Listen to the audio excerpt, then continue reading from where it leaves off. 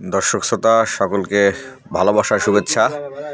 আপনারা নিশ্চয়ই জানেন যে গত দুদিন থেকে বৃষ্টি হচ্ছে, এজন্য মাঠ ঘাট সব জায়গায় পানি।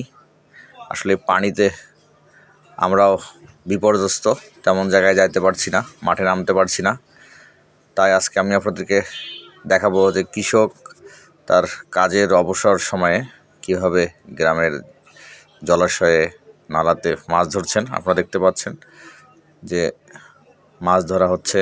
এখানে আসলে দেশি মাছ, টাকি মাছ, পুঁটি মাছ ইত্যাদি মাছ পাওয়া যাচ্ছে।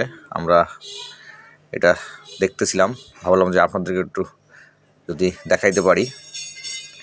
আপনারাও দেখছেন। আসলে এই বর্ষা মৌসুমে এভাবেই গ্রামে গঞ্জে মাছ ধরা হয়।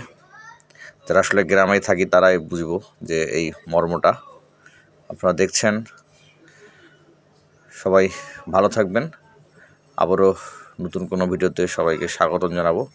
সবাইকে ভালোবাসার শুভেচ্ছা জানিয়ে আজকের মতো বিদায় নিচ্ছি। আল্লাহ হাফেজ।